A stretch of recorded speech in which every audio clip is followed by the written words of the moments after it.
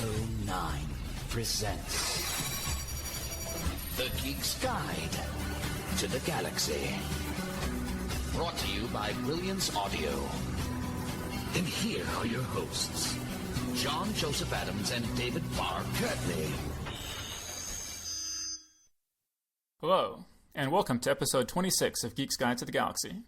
Hi, this is John Joseph Adams. I'm the editor of several anthologies, such as Wastelands and The Living Dead. My latest two books are The Living Dead 2 and The Way of the Wizard, and I'm also the editor of Fantasy Magazine and Lightspeed Magazine. And I'm David Barr Kirtley. My short stories appear in books such as New Voices in Science Fiction and Fantasy the Best of the Year. And my latest stories are Cats in Victory in Lightspeed, The Skull-Faced City in The Living Dead 2, and Family Tree in The Way of the Wizard. So today on the show, we'll be talking to Hugo and Nebula Award-winning author Greg Bear.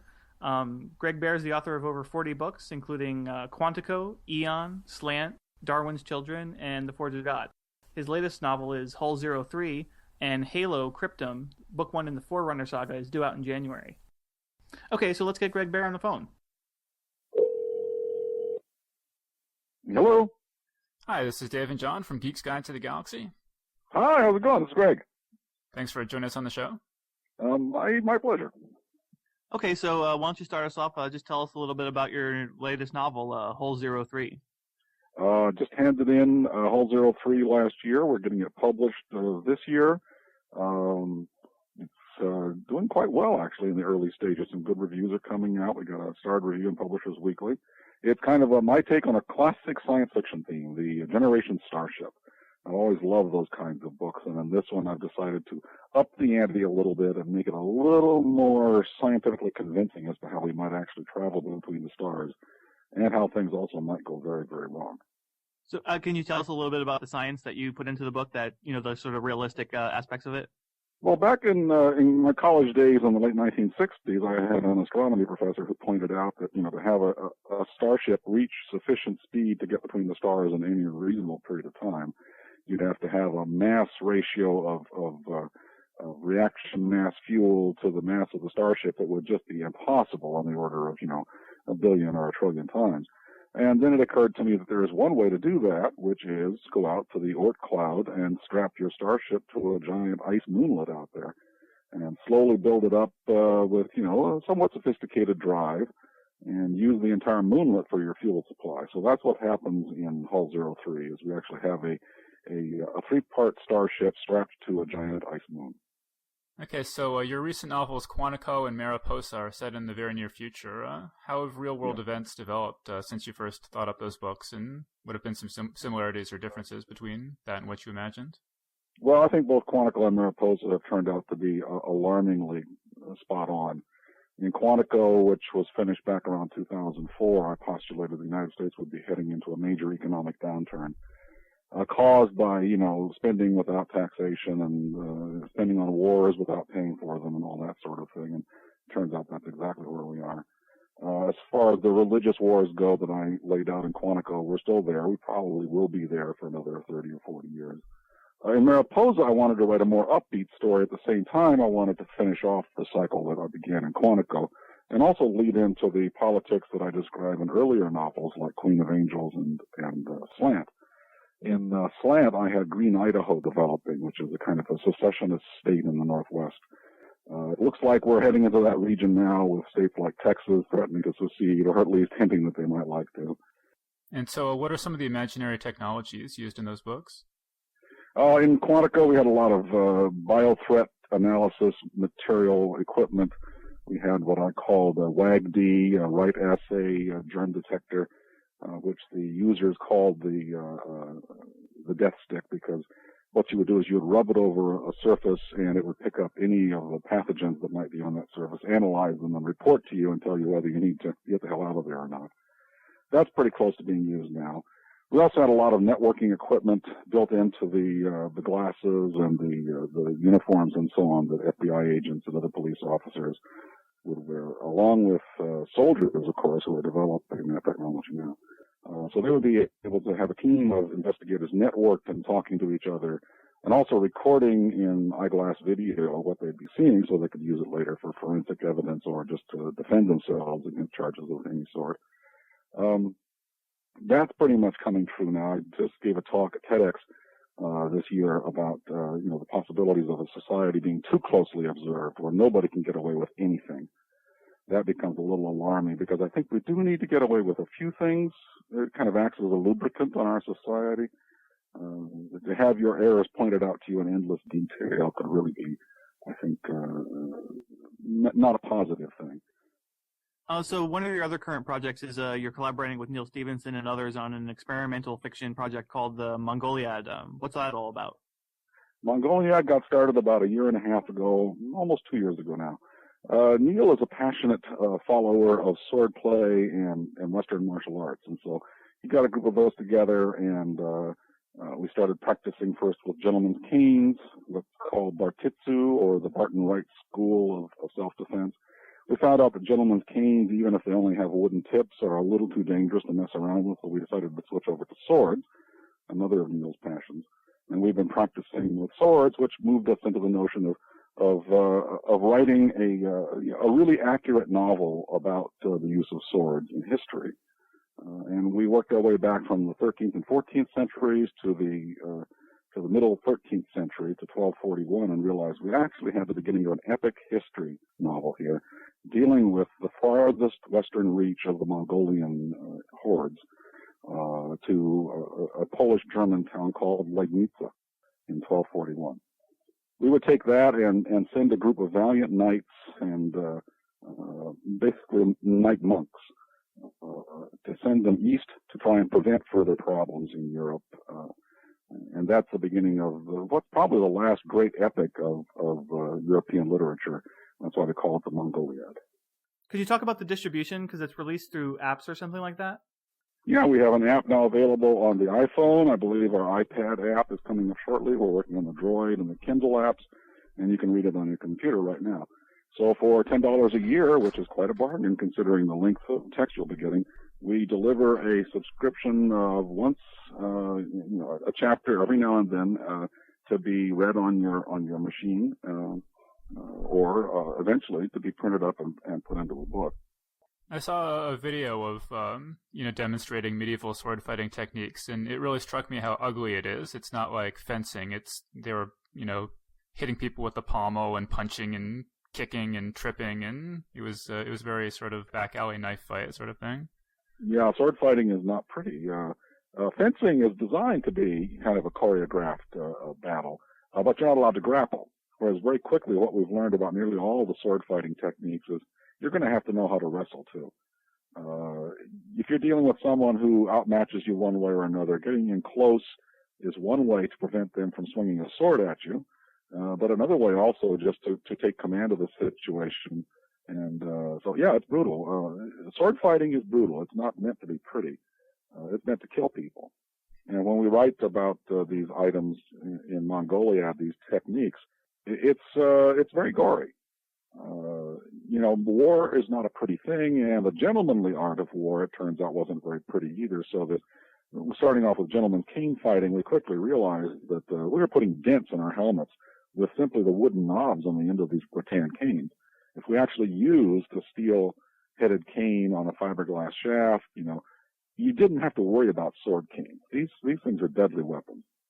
And I'd say still the best advice for any fight right now, especially a knife fight or a sword fight, is run away. Even if you're completely covered with armor and you're in a medieval warfare situation, you have to recall that archers can pierce your armor, that there are soldiers with pike staffs that can unhorse you and peel you open like a lobster. And pike staffs, by the way, any peasant can learn how to use a staff or a pike staff, poleaxe, in an hour and a half. And they go up against, with these 16-foot staffs, you can take a person off a horse. They can have the equivalent of $1 million worth of armor on, and pretty soon they're just oyster on a half shell. So yeah, the whole aspect of warfare back then was its brutality, and it's not much different today. And so if people want to learn sword fighting, are there organizations they can get in contact with? How do you find... Absolutely. They can go to the Mongoliad, www.mongoliad.com, find out what our sources are. We've got not only training videos of all of the authors trying to learn how to use these things, and along with the sword fighting experts. We've got experimental videos, and we've got links to the other organizations around the country that provide training in these areas. Okay, so in addition to your writing, you've also served as a consultant for various government agencies. What can you tell us about your work doing that? Up until I think it's 2008, I did a lot of work with a number of people, mostly with Homeland Security most recently, and that was great fun to hang out with them and find out what's going on with their protective technologies. It's a huge organization, and the fact that it works at all is astonishing. I think they've had some major successes recently, and of course they've undergone a lot of criticism, and some of it's justified. And of course, when you're doing something that difficult, a lot of people are involved, and so you have a lot of possibilities of doing things wrong. But I think overall, Homeland Security is one of the more fascinating experiments in government and security recently. And to talk with them directly, to take notes and stick them into Quantico and Mariposa and everything was quite a privilege. There was a time back after 9/11 when government people were really, really concerned that they weren't catching up on all the things that could happen. And so they brought writers in, screenwriters, science fiction writers, had us discuss things with them. And that became a fairly standard gig for people who were able to think odd thoughts about security and about possible dangers. My consulting actually began back in the 1980s when I worked with the Citizens Advisory Council on National Space Policy along with Larry Niven and Jerry Cornell, and a large group of people, including NASA administrators and astronauts and rocket scientists and generals and so on. We were discussing everything from what became known as the Star Wars defense to the privatization of space. One of our last meetings in the late 90s occurred with Dan Golden, administrator of NASA, in which he asked for our advice on how to grease the wheels of privatization of space, and we're seeing some of the results of that work now. So what was it like appearing on The Daily Show with Jon Stewart? Great fun. They warn us ahead of time. Don't try to make too many jokes. And of course, comedy is hard. Science fiction is difficult. Dying is easy compared to both of those. So working with the people ahead of time, what they do is they bring you in, they interview you on that day for 30 minutes just to make sure that you're up to snuff. And then they take you out and put you in the green room, and you run into Jon Stewart, and he chats for a few minutes, and you get to watch the TV show, and then they bring you out. One of the first things I asked as I was standing on the skirts of the stage waiting to go on, is I looked at the chair and I said, "Is that the same chair that Kurt Vonnegut sat in?" And the woman who was guiding me says, "Well, I do believe it was." And I thought that was completely cool. And then to go out, both Stewart and Colbert are very, very sharp, very knowledgeable about the same things we know and love. I just had a ball. It was great fun. You've also just written a book set in the Halo universe. How'd that come about? Back to the classic science fiction material. My son introduced me to Halo games many, many years ago, and I watched him play them and dipped into them myself a little bit. He's much more expert than I was. And so when Tor Books came to me and said, "Would you like to write the Forerunners trilogy, the story of the origin of the Halo universe, of the Forerunners who actually built the giant circular worlds known as Halos?" I said, "Well, that would be interesting. I've got an expert in my house that can help me."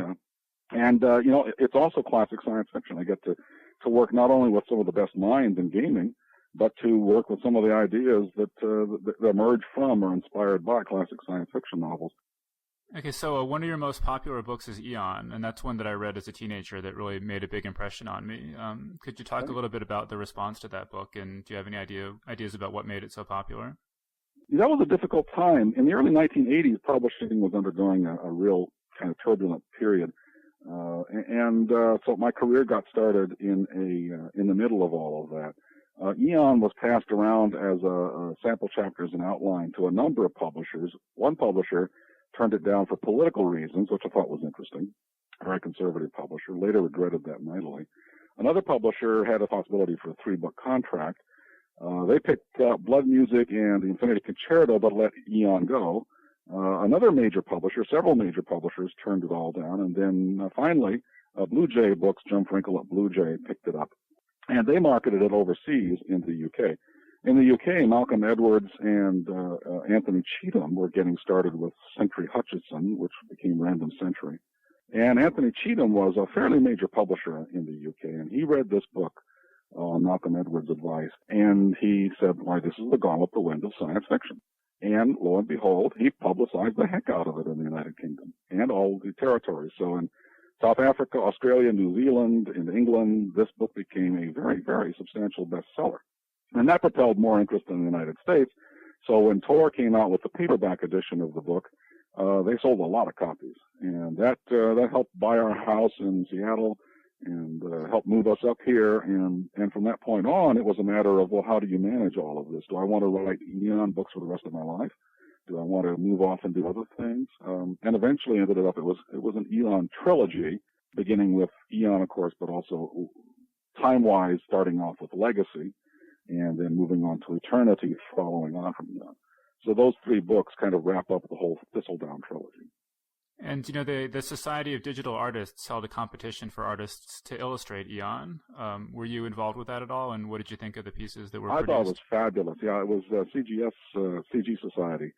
And they had a contest, Eon Challenge, where they asked people all around the world to produce 3D art, 2D art, trailers for, fictional motion pictures. And the outpouring of interest on that, the visual results were stunning. There was some really major, not just illustrative art that came out of that, but actual trailers. I wanted to see the movie, and when I watched those trailers, and I realized that the huge pool of talent all around the world to create these things was kind of heading in the direction of what I had thought of back in the 1980s when I was talking about the visual typewriter. People being able to get together with computers and software and create their own motion pictures. I think we're still heading in that direction, and the CG Society Eon Challenge points us to where we need to be. Okay, so in your novel Forge of God, you presented one possible solution to the Fermi paradox. Could you tell us about that? The planet scientists have recently said there could be, billions of Earth-like worlds out there, based on their calculations and recent observations, and I agree with that. So very likely, it's a very, very complex ecosystem out there in the galaxy. And years ago, talking with David Brand back in 82 and 83, kind of argued with him about why we hadn't been visited yet. And my thought was, well, if you're in a jungle and there's dangerous creatures out there, you don't want to make a lot of noise.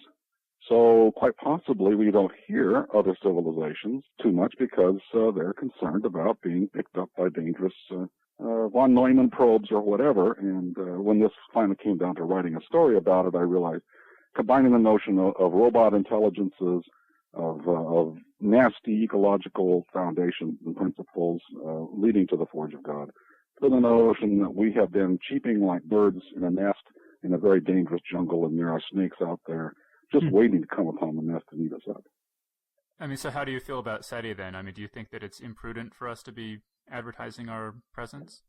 I think it's something that should be part of a worldwide discussion. I don't believe that small groups of nerds should be making the decisions by themselves. I think it's highly unlikely that we're actually dealing with an angelic universe where all of the people out there are like, the radiant beings in Arthur Clarke or Close Encounters. But I think it should be part of a worldwide discussion, and I highly disapprove of sending high-powered messages of any sort out there at this point. So have you been to the Science Fiction Museum out there in your area? And if so, what do you think of it? Well, my wife and I helped put it together. Oh, Astrid right. and I were on the first committee and became co-chairs with Donna Shirley and worked with Vulcan Corporation to put together the advisory team and help design the museum. So, yeah, we think it's a very nice museum. And some of the exhibits in there just bring tears to our eyes to this day. It's just wonderful. I heard that you're expanding sort of into fantasy and horror as well. Yeah, they're working together a big horror exhibition, which should be fun.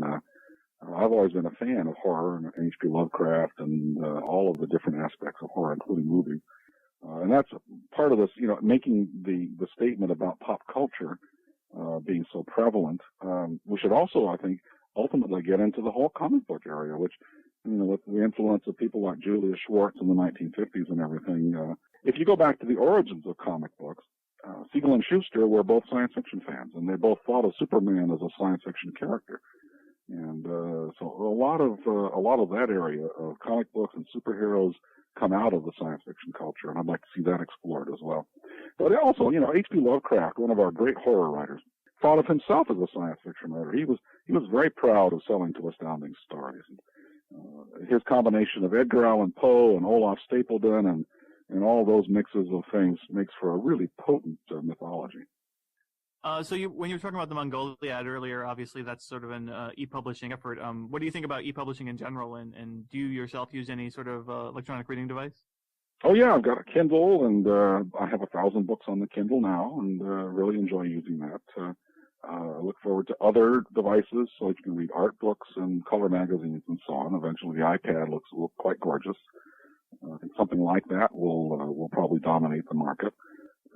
For pure reading, Kindle, I think, is better than iPad at this point.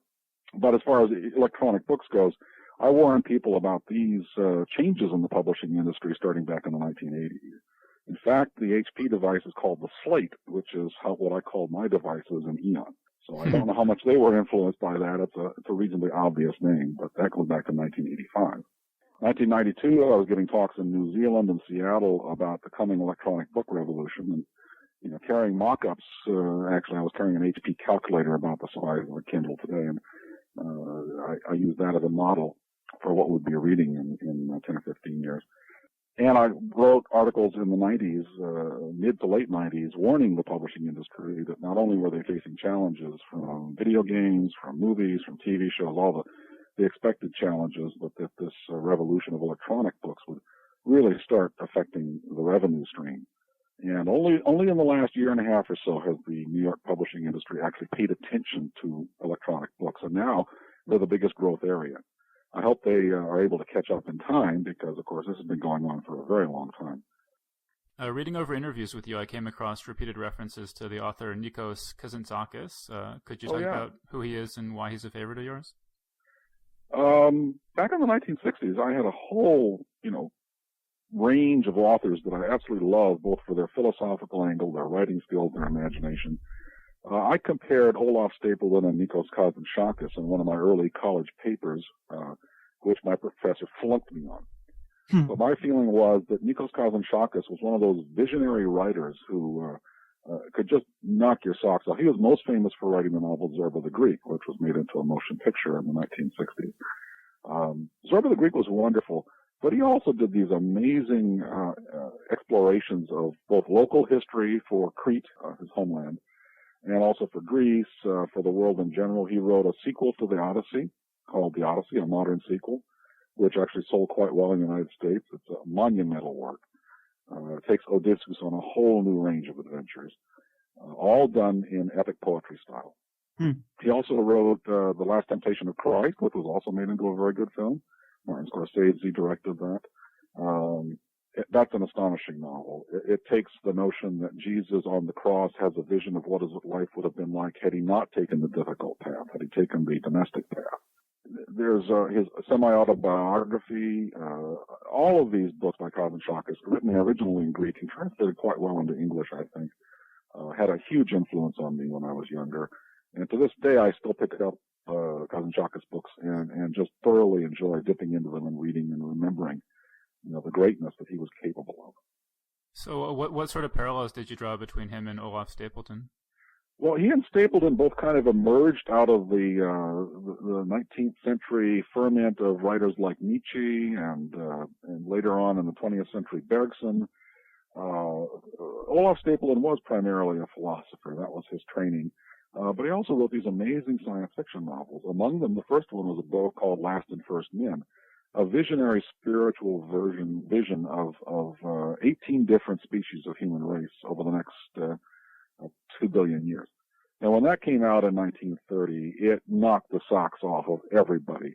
I mean, you're talking about, in the 1930s, we had H.G. Wells, we had a few writers like John Taine, we had, Aldous Huxley doing Brave New World, and then along comes Olaf Stapledon in Last and First Men, and it puts a capstone on the reach of science fiction, what is just beginning to become called science fiction in 1930. Later on, he would top this by writing a book called Star Maker, which was a history of the entire universe. But he also did more intimate novels like Odd John, the story of a superhuman intellect trying to survive in a more normal human species. And then philosophical books like A Man Divided, kind of almost an autobiographical examination of dealing with the fact that most of your life you are stuck in a kind of dead zone of intellectual capacity and spiritual capacity? What if suddenly something would happen that would lift you up to a higher level, such that you could function at full capacity? All of these ideas tie in my mind, to the searching notions of people like Kazan Shakas, and it's this giant questing coming out of the 20th century. Who are we? What are we going to become? And how are we going to deal with it? And science fiction became a major part of that in the 40s and 50s, and they were highly influenced by Olaf Stapledon. Okay, so you've taught writing seminars at Emory University and you've taught at Clarion. What's your approach to teaching writing, and are there any particular texts that you assign? Oh gosh, as far as books that inspire people to write, Ray Bradbury gave me a list years ago that I think is still pretty classic.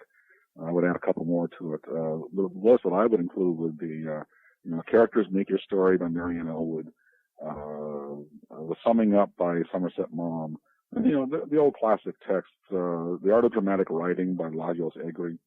But today I would add Stephen King's books on writing, which are also excellent. Terry Brooks has a new book on writing that I think is very, very good.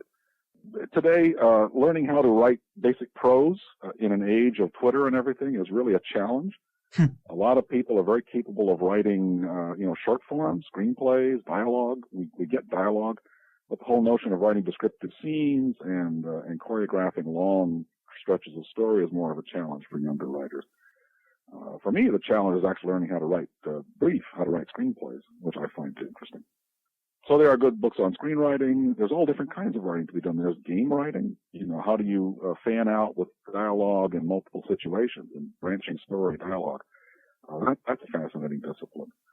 But if you actually want to learn just basic prose writing, like writing a book, the best way to do that is to sit down and start writing, to read the books you admire and then compare your achievements with what they've done and see where you need to be, bringing yourself up to speed.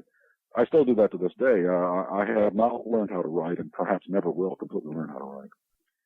Have your struggles to master the screenplay format? Do you have any lessons that you've drawn from that?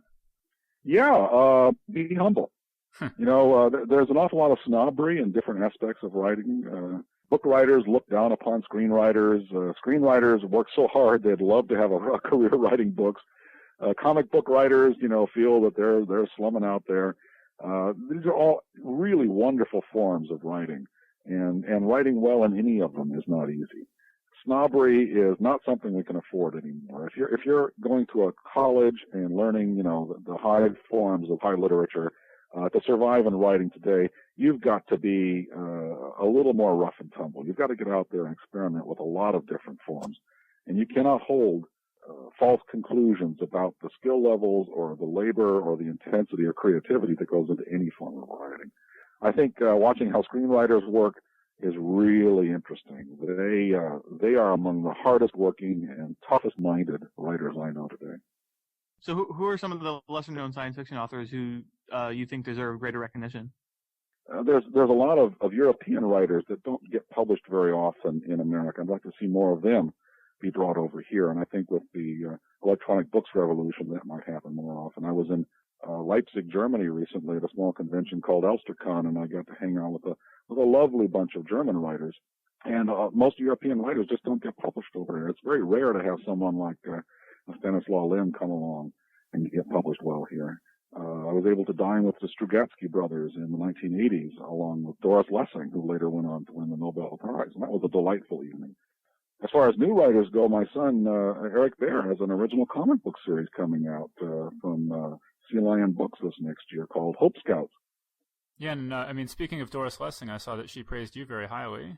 Yeah, I was quite pleased by that. She actually read my books after our meeting in Brighton in 1987 and gave me some very, very nice words I can quote. Okay, and then, happily for her, she went on to win the Nobel Prize. And, she may be one of the first self-described science fiction writers to be awarded a Nobel Prize. She was actually one of the guest of honors in Brighton for the World Science Fiction Convention. The Golden Notebooks, The Four-Gated City is kind of a science fiction book, but it was her Shikasta series that she explored. Stapledonian visions, mixing them along with biblical visions, which made an interesting mix. Great. So, are there any other recent or upcoming projects that you'd like to mention? I think that's probably enough. We don't want to go running off in all directions at once. I think that people need to take a look. Hull 03 is the physical copies are now in the publisher's office. I'm looking forward to seeing them. Start Review and Publishers Weekly, which is quite a pleasure. A lot of good early reader response on that one. Then we have coming off in a few days, in fact, the paperback of Mariposa, which I think is going to be very interesting to see how science fiction writers bridge the gap between science fiction of 20 years ago and techno thrillers of today. The transition between artificial intelligence that leads to books like Moving Mars and so on begins in Mariposa. We have Mongoliad, which is ongoing. You can get it now. You can subscribe and dip in and watch our videos and send comments and help contribute to our universe. We've got thousands of people actually contributing to the PDF that we've created on the site. And that's going to be growing and growing. Eventually, we're going to be expanding it into a electronic game. January 4th, we've got Cryptum, the first Halo novel. And so anyone who's a Halo fan is going to, I think, enjoy the collaboration between 343's people, Frank O'Connor and Kevin Grace, and myself and my son Eric, who consulted on this, and a lot of other key people, artists and creators at Microsoft 343, to help reconstruct the origin story, not just of the Forerunners, but as it turns out, of human beings as well. Well, Greg Bear, thanks so much for joining us on Geek's Guide to the Galaxy. My pleasure. I look forward to hearing it. And that was our interview. So thanks so much to Greg Bear for joining us on the show. Okay, so we're going to take a quick break, and we'll be back right after this word from our sponsor. New from Brilliance Audio, Hull 03 by Greg Bear. A starship hurtles through the emptiness of space. Its destination unknown.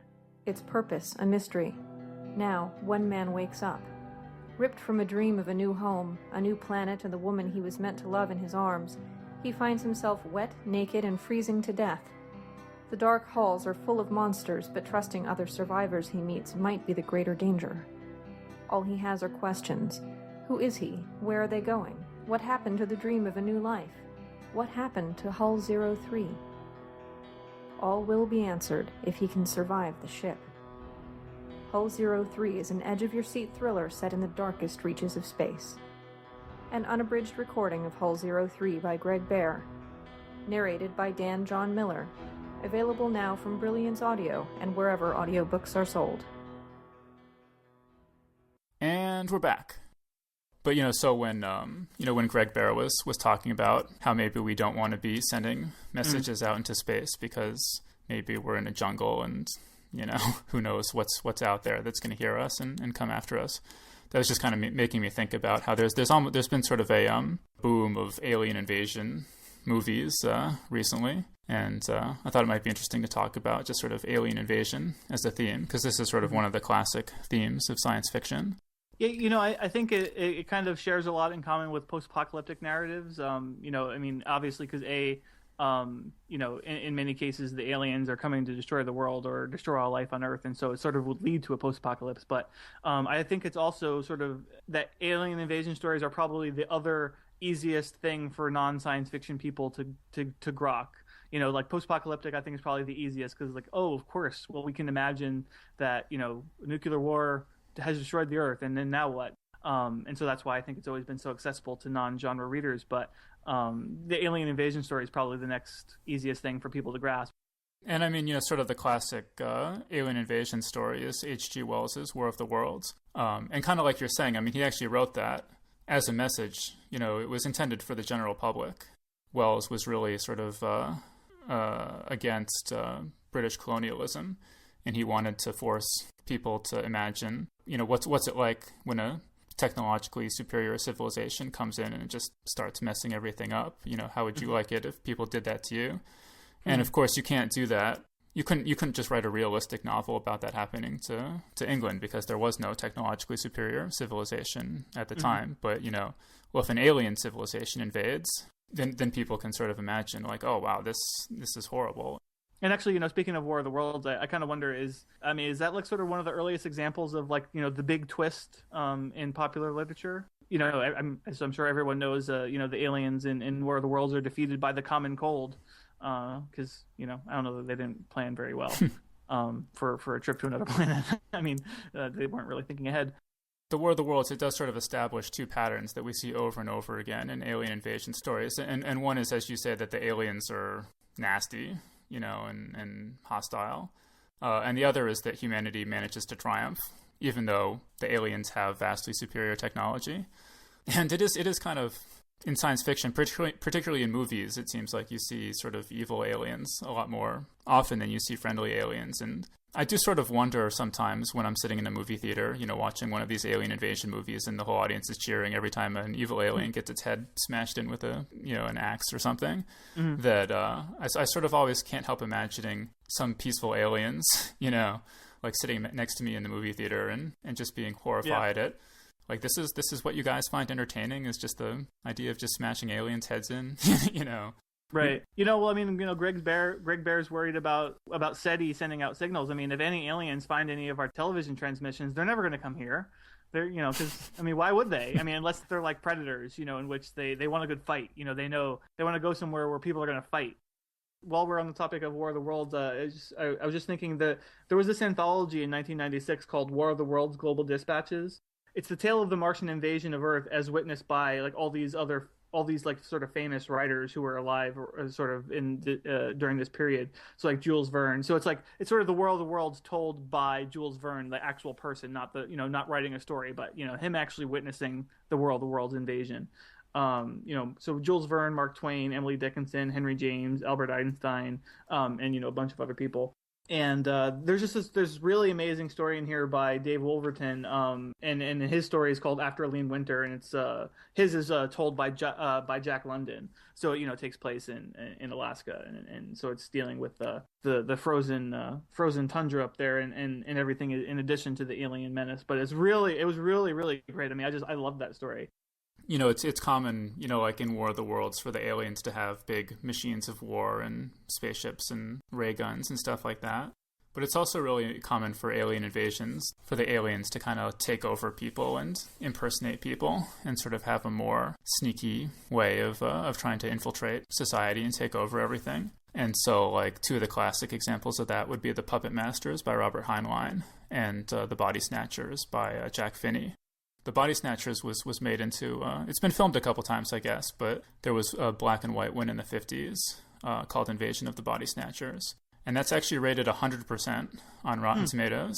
I guess it's considered a real classic. I saw it when I was real young, so I only remember it pretty vaguely, but in Invasion of the Body Snatchers, the aliens, they're these sort of seed pods, and they grow replicas of people in the neighborhood, and then the replica murders and impersonates the person that it's a replica of. But you can sort of tell the replicas because they don't have normal human emotions. And the thing I always really loved about this movie, that really stuck with me, is that it doesn't have a happy ending. And I guess originally, I was just reading today that originally it had an even more sort of downbeat ending, and the studio made them change it to at least be ambiguous, whether humanity is going to prevail against the aliens or not. But like so many of the movies along these lines, humanity prevails against the aliens in a really implausible way. And if I have sort of one gripe about alien invasion movies, it's that I always find them really scary and dramatic when the aliens show up and start blasting things. And then everybody, and then at the end, somebody's like, oh, but it turns out that the aliens are allergic to rainbows or something. And I hate that so much. And there's just so many movies that fall into that pattern. I mean, like the Puppet Masters, it's kind of like that. It turns out that it's easy to infect them with a disease, and they all, they mostly all die. Mm-hmm. Signs, of course, the aliens turn out to, they get melted by water. And then, in Independence Day, you mentioned, man, Independence Day it's actually kind of a fun movie on a popcorn level. But I was so disappointed when that came out because the advertising campaign for it, all they showed was these giant UFOs, sort of hovering over landmarks all around the world and then just blowing them to smithereens, blowing the White House to smithereens and stuff. Mm-hmm. And I just thought it was going to be such a scary movie. Right. And then it just turns out to be so goofy. And of course, in that one, humanity prevails by managing to infect the alien mothership with a computer virus. They're able to get a Mac, just hooked up to the alien ship. I was thinking about this, and, last show we were talking about zombies, and there are so many zombie movies where either the zombies kill everybody or, a couple people survive the zombie apocalypse, but, it's not like they defeat all the zombies and everything's great again. Yeah. And I just wonder, why can't more alien invasion movies sort of follow that same thing where, it's enough to have a couple people survive the alien invasion for the time being. We don't have to completely win the war against the aliens forever, Mm-hmm. But when you were talking about like puppet masters and stuff, you didn't mention The Thing, the John Carpenter film, which was actually a remake of an earlier film, which was based on a story by John W. Campbell called Who Goes There. But I mean, that's a case where there's an alien invasion and the alien sort of embeds itself in the body of a person, and it just mimics that person. So like you don't know who is infected or whatever by the alien. I've never actually seen the original movie, but I mean, the Carpenter film is actually really creepy, just because like it's so full of paranoia and stuff. Dave and I have a group of friends that we watch movies with sometimes, and so one time we watched The Thing as a group, and I remembered loving that movie when I'd first seen it, but it's and while I still think it's worth watching, it's like all I remembered was all the good creepy stuff with the paranoia, like not knowing who was taken over by the alien and stuff, and I totally forgot about like all the totally schlocky like special effects that are in it. Because it's like once the alien is inside the person, it's like it sort of bursts out and it has like these tentacles and whatnot, and it looks completely ridiculous.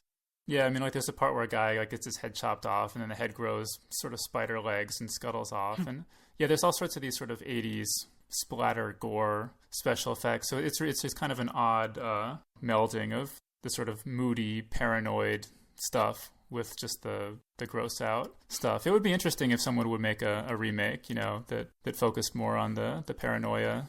Although actually, speaking of remakes, though, I mean, I heard at least it's in development that Ron Moore, who did the new Battlestar Galactica series, he's supposedly making a prequel to The Thing. But yeah, so I mean, getting back to the Heinlein book, The Puppet Masters, that's a similar sort of thing. In that one, there are these kind of slug-like aliens, and they attach themselves to your back and control you. So I mean, yeah, so they can impersonate people, but once people start realizing what's happening, they all sort of insist that everybody goes around mostly naked, so you can see whether or not somebody's got one of these slug-like aliens riding around on their backs. It was made into a movie in the 90s with Donald Sutherland. It's just an okay movie, but it follows the plot of the novel fairly closely. But I mean, there are some examples of just the aliens winning. There's a book by Tom Dish called The Genocides. And in this book, people discover that these giant plants are sort of growing all over the place. These giant sort of alien plants are kind of sucking up all the water and nutrients and things and turning the earth into a sort of a barren wasteland. And so people try to destroy these plants, but then the aliens who've planted them just sort of start wiping people out, sort of, like pest control. There's also a story on Tor.com recently by Harry Turtledove called Vilcabamba. It's a similar sort of thing. It's about the United States has mostly been taken over by these warlike aliens with superpowered armor and superpowered weapons and stuff, and the president of the United States has become a hereditary title, and it's pretty much meaningless. He doesn't have much power, and the aliens are always demanding that he cede more and more of his territory to them, and there's really nothing he can do about it. Harry Turtledove also has another series where aliens invade during World War II, and the various world powers during World War II kind of have to unite against the aliens. I just listened to this panel discussion. It was on the Seattle Geekly podcast, and they interviewed a bunch of prominent designers of pen and paper role-playing games. And the conversation sort of turned to, did Gary Gygax and Dave Arneson, the creators of Dungeons & Dragons, did they invent the concept of the Game Master? And someone was saying that no, that a lot of the war games that Gygax and Arneson played did actually have a Game Master. And he was describing one where, they would do stuff like, they would tell the players, like, okay, you're going to, play this historical battle between England and France. And then the players are, are at different tables where they can just see where their forces are. And then the game master kind of goes back and forth and tells them, how the other player has moved and where the other forces are appearing and stuff. And then unbeknownst to either player, aliens are actually going to invade in the middle of this war. And so as a player, you just like start hearing that your forces are just being destroyed by these super powered weapons and things. And you assume that the other player, you know, is just really beating you at this game. And then you sort of get the idea like, oh, wait, aliens have invaded. And then you have to like start sending messages to the other player. And like we have to unite against the aliens. And that just sounded really, really fun to me. That just the idea of a game that just changes so much from what you were expecting it to be right in the middle, and you have to adapt to that. Because, I mean, when you think about it, like so much of the entertainment that we get these days, you pretty much know exactly what it is. You know, you sort of know exactly what you're going to get going into it, that, you know, there's so many different genres and subgenres, and, you know, like the trailer often just gives away the entire story of the movie or whatever. And there's just too few things, I think, where you don't really know what it's going to be going into it, and you just get something totally unexpected. I mean, actually, Scott Pilgrim was like that a little bit. I mean, anyone who read the graphic novels before they saw the movie, you know, you can read the first graphic novel and you're like, and if you don't know what it was about, I mean, the first like 3/4 of the book, it's just like a mainstream book, you know. But this guy who's kind of a jerk, and you know, he's dating a high school girl, and you know, he's in a band, and it's like, you know, you're not really sure where it's going, and then, you know, it's not until you get to the very end of the book that suddenly he, like, you know, he gets into this fight, and there's like, you know, mystical powers involved, and he's a skilled fighter, like somebody at a Street Fighter video game or whatever, and that's a sort of a case like that it makes me think of that, just because it's like, because that's how I read the book. I mean, I just read it on someone's recommendation, and I mean, I didn't know what it was about or anything, and so I just gave it a try, and it's like, and I was just like, oh, and I wasn't enjoying it as a mainstream book, but then it's like when the fighting sort of came into it, I was like, oh wow, this is something else than what I was thinking it was. So it was kind of nice. Yeah, and I mean, Scott Pilgrim versus the World is a fantastic movie, and we heartily endorse it if you haven't seen it, especially if you're into video games at all. I mean, it's just hilarious. I mean, another sort of alien infiltration story I was going to mention is this movie called They Live. Mm-hmm. You know, again, it's an okay movie, but it just has a really great premise, which is there's this ordinary guy, and one day he discovers these glasses, and he puts on these glasses, and they enable him to see the world the way it really is. And it turns out that the world is ruled by aliens, and all the billboards and things, you know, humanity has sort of been hypnotized into seeing them as ads for products or whatever, but actually they all have just simple black and white messages on them, you know, such as stay asleep, because, you know, you're supposed to stay hypnotized. And he opens up his wallet and looks at all the bills in it, and the bills just say, "This is your God," you know, printed in just sort of block letters on white paper. Actually, I was just looking recently at a list of sort of all-time best movie lines, and the line from that movie was on there. Yeah, so I mean, you know, like the main character is Roddy Piper. He was a pro wrestler, so he's like a big, imposing guy. And so there's a part where he like walks into a building and says, "I have come to kick ass and chew bubble gum, and I'm all out of bubble gum." So yeah, that is classic. But anyway, actually, you know, that movie was based on a short story by Ray Nelson called 8 O'Clock in the Morning, which was a very well regarded short story before it became the movie. I believe it was actually published in the magazine of Fantasy and Science Fiction, where I used to work. There was also this short story. I cannot come up with the title of it. I actually posted this on my blog, and I didn't get anyone who was able to tell me what story it is, but it's really stuck with me. But in this story, there are these aliens, and they've sort of abducted this kid from Earth, and they're studying him to see what humans are like. And this kid is just a total brat. He's really horrible, and he crushes bugs with glee and stuff like that. I know it does kind of like typical little boy kind of stuff. And the aliens are just so horrified by his behavior that they decide to exterminate humanity. And at the end, he realizes that he's kind of screwed up. Actually, you know, I posted on my blog about it, and I said, you know, that these aliens have no concept of childhood, and so they don't realize, you know, that humans pass through this stage where we're less mature, and so they just assume that everybody's like this kid. And somebody posted a comment and said, yeah, apparently they also don't have a concept of statistically significant sample sizes. But so I mean, I mentioned at the beginning that there have been kind of a number of alien invasion movies, you know, that have come out recently or are in the pipeline, and so I just watched 2 of them just in the last few days in preparation for this episode. So the first one was this movie Skyline. You know, so actually, I mean, we had seen the trailer for this. Actually, I think it was attached to Scott Pilgrim, right? Yeah, I think so. And so the trailer, you know, it shows. There's this really pretty cool shot of like hundreds of people kind of screaming as they're suctioned up into the sky, into this UFO. And so I watched the trailer, and I was like, it was like one of those trailers where you're like, wow, that looks like a great trailer for a not very good movie. You know, I can't quite put my finger on it, but a lot of times you see a trailer and it's a really cool trailer, but there's just something, and there's nothing like bad about the trailer, but there's just something about it where you can tell that probably the movie's not that good. I think maybe sometimes like if there's no good dialogue in the trailer, that's sort of a tip off. Because that, you know, they'll put together a trailer with lots of cool special effects shots and people screaming and action and stuff. But if there are no witty lines at all in the trailer, that sort of can be a danger sign. But I sort of expected from the trailer that this movie was kind of going to be like another Independence Day, where it was a sort of dramatic looking trailer, but it was going to be kind of a goofy actual movie. So I was all ready to see it, and then I saw that on Rotten Tomatoes, this movie had a 14% approval rating. So ordinarily I wouldn't have gone to see it under those circumstances, but I figured since, I'm doing this podcast, I ought to check it out. So, well, thanks for taking one for the team, Dave. Yeah, I ought to get some like hazard pay or something for this. But I kind of had a good time at this movie. I mean, obviously when you go to a movie that has a 14% approval rating on Rotten Tomatoes, you know, you have, diminished expectations. But there's actually kind of an interesting story behind this movie, I guess, is that there's this other movie coming out in March called Battle Los Angeles. I think Aaron Eckhart is in it. But apparently the studio that's making that movie hired these guys, the brothers Strauss, I think it is. Yeah, Greg and Colin Strauss, to do like some of the special effects for Battle Los Angeles. And in the middle of that, these guys were like, hey, we should make our own movie about aliens invading Los Angeles.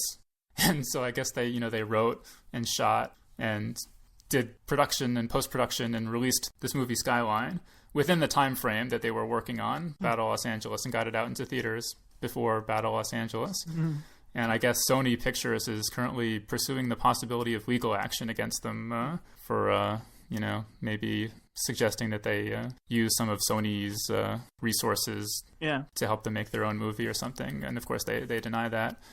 But yeah, I mean, so these guys, the brothers Strauss, I think are, they're special effects guys, and apparently the screenwriters are special effects guys, and it's kind of funny because the characters, the movie, because they're also special effects. Yeah, like the movie starts out, and this guy has been invited to Los Angeles by his old friend who wants him to work in special effects in Hollywood, and I was kind of like, no, you've got to be kidding me. But I actually was kidding when I said that, but I didn't. No, that's really actually to agree. No, that's actually what it is. Yeah. I think there's like an idea for a great comedy in there somewhere about like, special effects guys in Hollywood get attacked by aliens and they have to like use their knowledge of special effects or something. Yeah. But there's nothing like that in the movie. It's I don't know. Well, they say write what you know. Yeah. And the special effects are actually pretty good, Well, they better be. I mean, if everybody involved in the movie is a special effects person, So there's some pretty cool shots. I mean, the the dialogue is all really trite, and like the characters' actions don't make any sense at all and stuff. But if it's sort of like, it's obviously they're just trying to replicate the success of Cloverfield. And so if you haven't seen Cloverfield, definitely watch Cloverfield. And if you like that, watch Independence Day. And if you like that, play Half-Life 2. And if you still haven't had enough of that sort of thing, maybe you could check out Skyline. It's sort of bits and pieces of those three things. Kind of done on a shoestring budget. And the ending is like, it actually got some points from me for the ending, because the ending is it's like so tasteless and like inexplicable that it's actually kind of awesome. But yeah, so tune in next week when we interview the Strauss brothers. But yeah, I mean, it's I don't know, it's making all sorts of lists as like one of the worst movies of the year. But if you're forewarned about that and you still want to see it, go check it out, because I sort of went into it forewarned, and I ended up kind of enjoying myself. It didn't make me like lose my will to live in the way that like Transformers 2 or G.I. Joe did. So that's something anyway. And then there was this other movie that just came out called Monsters. And it was kind of funny watching these two movies back to back, because they're about as different from each other as two alien invasion movies could be. And I feel like I can't really say anything about Monsters without sort of ruining it. And I haven't even seen it, so don't. Yeah, but I do recommend it's worth watching for sure. I don't know, maybe we'll talk about it in a future episode when people have had a chance to see it. Okay, so we're going to take a quick break, and we'll be back right after this word from our sponsor. New from Brilliance Audio, Shipbreaker by Paolo Bacigalupi. In America's Gulf Coast region, where grounded oil tankers are being broken down for parts, Naylor, a teenaged boy, works the light crew, scavenging for copper wiring just to make quota and hopefully live to see another day. But when, by luck or chance, he discovers an exquisite clipper ship beached during a recent hurricane, Naylor faces the most important decision of his life. Strip the ship for all it's worth, or rescue its lone survivor, a beautiful and wealthy girl who could lead him to a better life. In this powerful novel, award-winning author Paolo Bacigalupi delivers a thrilling, fast-paced adventure set in a vivid and raw, uncertain future. An unabridged recording of Shipbreaker by Paolo Bacigalupi, narrated by Joshua Swanson, available now from Brilliance Audio and wherever audiobooks are sold. And we're back. When Greg Bear was talking about, the Mongoliad and how he's training to use the sword with Neil Stephenson and stuff, it was just kind of reminding me of how when I was a teenager and I was reading all these fantasy novels, and man, I just wanted my own sword more than anything. And my mom wouldn't let me get a sword, probably wisely. And I was reading Dragon Magazine, and in the back of Dragon Magazine, they just had all these classified ads for all sorts of weird things. And so there was this company I discovered through that called Museum Replicas Limited. And it's this company, and they make swords and daggers and Renaissance clothing and Roman armor and, all sorts of things along those lines that, none of this stuff I was allowed to get. But there was this book that they advertised called Records of the Medieval Sword, and it cost $100, which was just a huge amount of money for me at that time. And I was like, I don't know what's in this book, but if it costs $100, it must be pretty amazing. But I was like, wow, I don't know if I want to spend $100 on this book, though.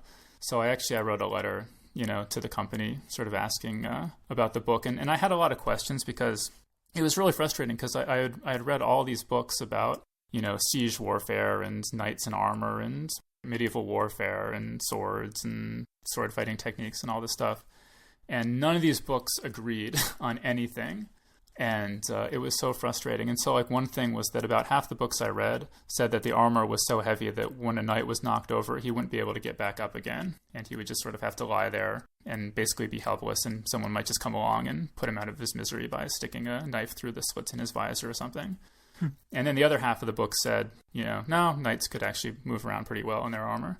And I just could not figure out what was the truth. And so I figured, well, these guys at Museum Replicas Limited, they actually make this armor and stuff. They must know. So I wrote a letter and asked this question and said, and this book, Records of the Medieval Sword, is it really worth $100? And so the guy wrote me back this long letter. He's like, oh, of course the book's worth the money, And also, he was saying that, yeah, that's just a total myth about knights in armor being helpless, like turned turtles. Because obviously, if the armor incapacitated you that much, if you got knocked over, nobody would wear it. It's just it wouldn't be worth it. And he said, actually, people, especially if you've trained to wear the armor your whole life, you can actually, do acrobatics and handstands and stuff all in your armor. Later, I would read an account of this knight who would just go for, he would jog a mile every morning, in full armor, as part of his fitness routine. But so I was like, okay, I'm sold. So I ordered this book. And I'm not sure exactly what I expected, but it turned out that this book, this guy had just gone around to museums all over the world and just basically taken a picture of every sword in every collection anywhere and just sort of written a description of it and its dimensions and stuff like that. And so it's just this big book full of photographs of sort of mostly decayed swords. And that was not what I was hoping for, but I still have that book, though. Well, you better keep it forever. It costs $100. Yeah, seriously. But there was all sorts of wacky stuff I ordered from the classified ads in Dragon Magazine, though. I bought this book once on how to make chainmail, and I wasn't really sure. I don't know. Again, I don't know what I imagined the book was going to say. Was it out of the tops of soda cans? No, this one, what you were supposed to do is you were supposed to buy wire and then get a power drill and sort of thread the wire through the power drill and then, pull the trigger and it would just wind it all into a big coil. That sounds dangerous. And then you were supposed to like take clippers and clip vertically so that you would have all these little links, with a break at the top. And then you were supposed to just twist them into this particular configuration. And I was like so psyched to make some chainmail. And I took one look at like what a pain this would be. And I was like, forget it. I am not doing this. I mean, I can't even imagine how long it would take to make chainmail using this method. And obviously, people in medieval times didn't have power drills. So wait, are you sure they didn't have them back then? Power drill's been around for a while. What you were saying about the armor and the knights falling over and not being able to get back up, that reminded me, I was at Worldcon one year and I went to some panel on like life in medieval times or something or something like that. And so Sean McMullen, the author Sean McMullen, was on the panel and he had done some sort of training where he was outfitted in like full plate armor or something and given a sword and stuff, and he actually sparred like in the hot sun wearing full plate armor, and he just, oh my god, he made it sound so awful. It was like the worst thing he had ever done, just like it was like he was just like boiling inside the armor, and it was just like it was incredibly heavy and really hard to move, and I mean he's like he knows his way around the sword and everything, so it was quite eye opening to him, because I mean he writes some fantasy in that sort of vein, so he was doing it as research, and it always stuck with me like how awful he made it sound, and I was like, wow, yeah, I mean I'm kind of glad I didn't as much as we like to imagine being a knight or whatever, like we play D&D and we have characters who wear full plate armor and whatnot, it's like I think we should be probably pretty glad that we didn't live during those times when you would wear such a thing. Well, that reminds me, I mean, some of those books I read, they claimed that, like when the knights, headed off for the Crusades to attack Jerusalem, and they had no idea what they were getting themselves in for in terms of the climate and stuff. Mm-hmm. And that they were, like, these guys in plate armor would, ride east, and it would be so hot that they would be sweating so much that the sweat would fill up their entire suit of armor and drown them. That they would... That sounds a little ridiculous. Yeah, and now that I think about that, that sounds a little hard to believe, but... That's a pretty cool, I don't know. That's a good story. It's a good story.